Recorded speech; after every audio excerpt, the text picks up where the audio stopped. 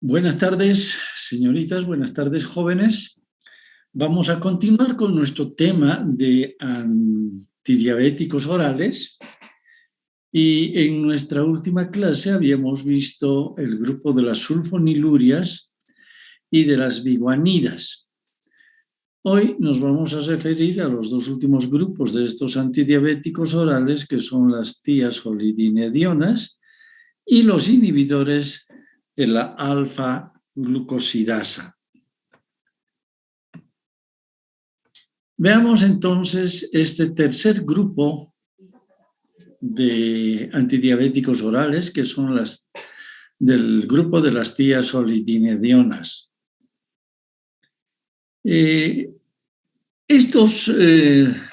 Los fármacos de este grupo lo que hacen es sensibilizar o también aumentar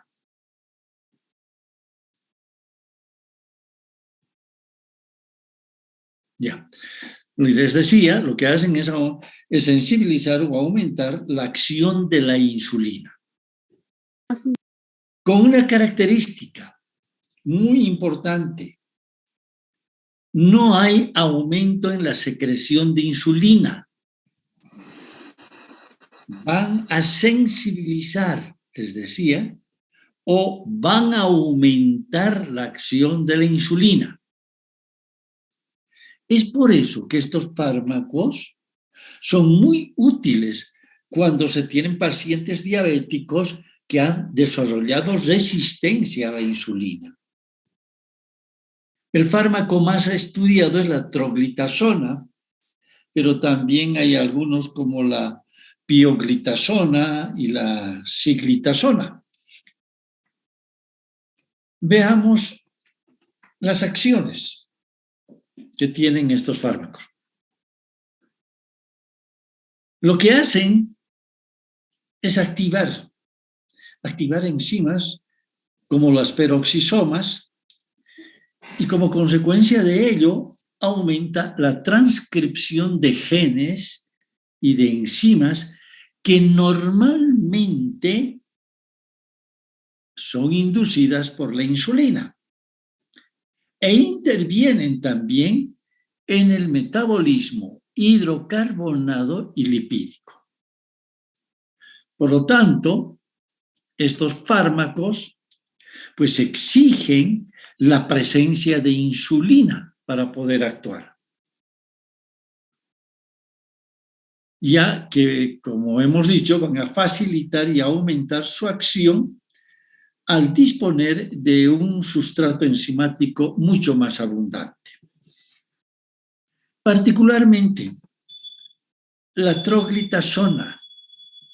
Al administrar la troglitazona va a producir un aumento en la captación de glucosa a nivel de las células. Va a producir también un aumento de la fijación de insulina a nivel de las membranas, porque gracias a estos fármacos aumentan el número de receptores para la insulina. También estos fármacos van a aumentar la actividad de una enzima, que es la glucógeno sintetasa, de tal manera que va a haber una mayor formación o transformación de la glucosa en glucógeno. Y esto sobre todo sucede a nivel del músculo cardíaco. Y finalmente van a disminuir la gluconeogénesis a nivel del hígado. Está disminuyendo la síntesis de glucosa a nivel del hígado, porque está inhibiendo la actividad de enzimas neoglucogénicas. Todas estas acciones que hemos indicado se van a traducir en una mejoría de la sensibilidad a la insulina, sobre todo aquellos pacientes que, como habíamos indicado, son resistentes a la insulina. Segundo, van a producir un aumento en la utilización periférica de glucosa. Y también va a disminuir, como ya habíamos indicado, la gluconeogénesis a nivel del hígado. Está disminuyendo la síntesis de glucosa a nivel del hígado y está haciendo que aumente la utilización periférica de glucosa. También van a disminuir los niveles de la glucemia y de la hemoglobina. Van a aumentar la hidrólisis de los triglicéridos. Y también aumenta la captación de ácidos grasos. Y finalmente estimulan los procesos de beta-oxidasas y reducen la síntesis de las lipoproteínas de baja densidad y los triglicéridos. En cuanto a la cinética de la troglitazona particularmente, se absorbe muy bien a nivel intestinal, ya con una concentración plasmática máxima hacia las 2 a 3 horas de haberse administrado. Está combinada con albúminas en un alto porcentaje, un 99% de la troglitazona combinada con albúminas. Se va a metabolizar a nivel hepático por procesos de sulfoconjugación, glucuronoconjugación y también mediante conjugación con quinonas. La semivida de eliminación es bastante larga, está fluctuando entre 16 a 34 horas. En cuanto a la toxicidad, son trastornos de tipo gastrointestinal, entre los efectos tóxicos, pero también puede dar lugar a otro efecto tóxico, como ser los estados de hipoglucemia, sobre todo en aquellos pacientes con intolerancia hepática. También pueden disminuir los niveles de hormonas, como el etinilestradiol, la noretidrona, entre los efectos tóxicos más importantes. En cuanto a las indicaciones terapéuticas, están indicadas en la diabetes mellitus tipo 2, en pacientes obviamente insulinos resistentes o en aquellos pacientes también que no se los puede controlar con otros fármacos, no se puede tener un buen control de la glucemia con otros fármacos, entonces se puede recurrir a este fármaco troglitazona. Se puede administrar sola o también se la puede asociar con la insulina. La dosis de administración de la troglitazona es aconsejable su administración, empezar la administración a una dosis de 200 miligramos por día. Hacia las 2 a 3 semanas de estar administrando estos 200 miligramos, se puede incrementar, si es que fuera necesario, a 400 miligramos por día. En alguna ocasión incluso se ha tenido que administrar hasta 600 miligramos por día. Este es el grupo tercero de estos antidiabéticos orales. Nos vamos a referir al último grupo, que son los inhibidores de la alfa-glucosidasas. Y aquí tenemos un solo fármaco, que es la carbosa. A ver, para que se produzca una absorción de carbohidratos en el intestino, los polisacáridos, los oligosacáridos, los disacáridos deben ser convertidos en monosacáridos. Y serán convertidos en monosacáridos mediante procesos de hidrólisis de las enzimas glucosidasas, particularmente de las alfa-glucosidasas, como son la glucoamilasa, la sacarosa, la maltosa o la isomaltosa. Por lo que si inhibimos a estas enzimas alfa-glucosidasas, pues se va a reducir la formación de monosacáridos, con la consiguiente disminución de la absorción, sobre todo de la glucosa, y también de otras sucrosas a nivel del intestino. Y si se absorbe menos glucosa, pero hay menos glicemia. Esa es la forma como actúa. El fármaco muy utilizado que les había indicado es la carbosa, que tiene un origen, que tiene un origen bacteriano, se obtiene de una bacteria que es el Actinoplanes. Se administra en pacientes con diabetes tipo 2, disminuye la hiperglucemia, sobre todo la postprandial, casi un 20%. Se puede utilizar conjuntamente con los anteriores fármacos, las sulfanilurias, la metformina, e incluso se puede utilizar junto con la insulina. En un porcentaje menor al 2% se va a absorber a nivel del intestino. El resto pues se metaboliza por las enzimas digestivas y sus metabolitos se van a absorber y finalmente serán eliminadas por riñón y también se van a eliminar por las heces fecales. En cuanto a la toxicidad que tiene este fármaco, acarbosa, en un porcentaje bastante alto, 60%, va a dar lugar a flatulencia, da lugar a distensión abdominal, diarrea, borborismo. Y todo esto, obviamente, se va a presentar por la fermentación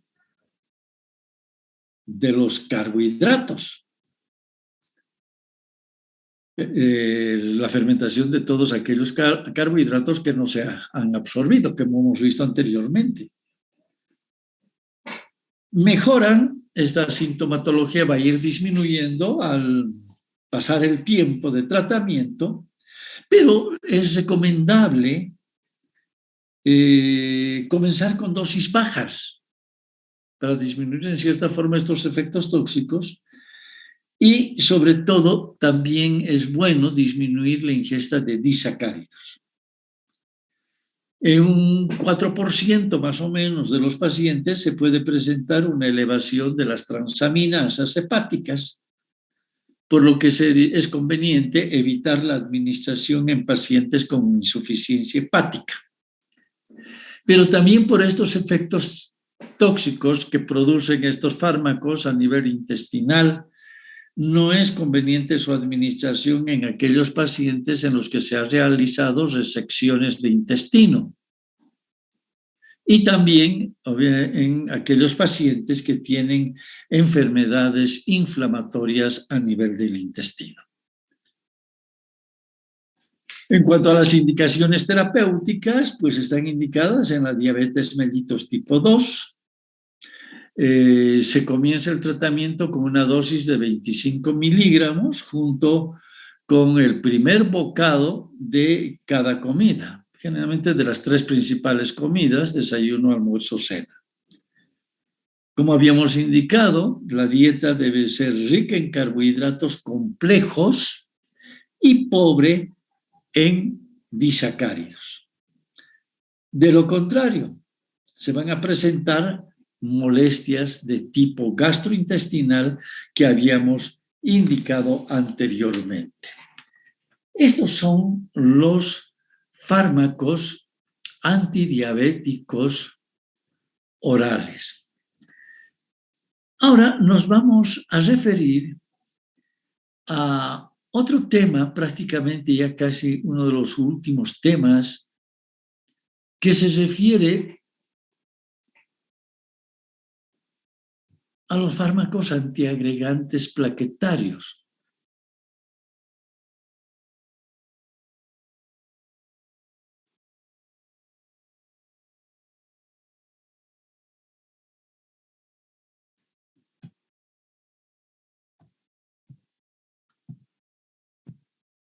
Ya.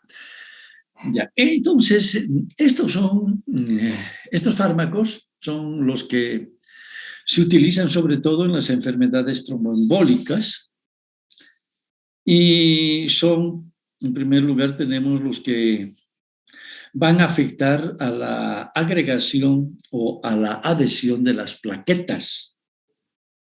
Estos son los denominados antiplaquetarios. Un segundo grupo son aquellos fármacos que impiden la formación de fibrina. Son los anticoagulantes. Y un tercer grupo son aquellos fármacos que digieren la fibrina o estimulan los sistemas naturales de la fibrina. Son los fármacos fibrinolíticos. Vamos a comenzar con el primer grupo, que son los antiplaquetarios, que son los antiagregantes plaquetarios. Estos fármacos antiagregantes son fármacos que van a inhibir la síntesis del tromboxano. Recordemos que hemos estudiado fármacos que inhiben a la ciclooxigenasa, a la COX. También sabemos que el ácido araquidónico que está liberado por la fosfolipasa A2 sufre la acción de la ciclooxigenasa, de la COX, dando lugar en la plaqueta a la formación del tromboxano A2. Este tromboxano A2 es agregante plaquetario, lo cual hace que se formen coágulos. Pero también actúa en la pared vascular, dando lugar a la prostaciclina. Esta prostaciclina es un antiagregante plaquetario. O sea, impide la formación de coágulos al inhibir la acción agregante plaquetaria. Ahora, si nosotros inhibimos la ciclooxigenasa, se estaría alterando el equilibrio entre el tromboxano A2 y la prostaciclina. Es decir, se está alterando el equilibrio entre un agregante plaquetario y el antiagregante plaquetario. Les repito, se está alterando el equilibrio entre el agregante plaquetario y el antiagregante plaquetario.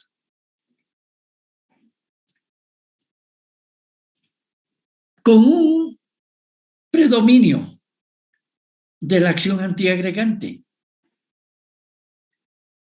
Por eso es que va a impedir la adhesión de plaquetas, la agregación plaquetaria, y va a impedir la formación de los coágulos. Los fármacos que tienen esta acción, como ya vimos cuando nos referíamos a los AINES, son el ácido acetilsalicílico, el sulfinpirazona, el triflusal, el ditasol. Veamos el más el más importante, la aspirina. Esta aspirina, el ácido acetil salicílico, es un inhibidor irreversible de la COX, es decir, de la ciclooxigenasa. De esta forma, está interrumpiendo la transformación del ácido araquidónico en sus derivados ciclooxigenasas que hemos visto anteriormente, reduciéndose notablemente la producción del tromboxano A2, que como sabemos ahora es el que produce agregación plaquetaria, pero está siendo reducida por la administración de la aspirina. Y está predominando su acción antiagregante plaquetaria por la mayor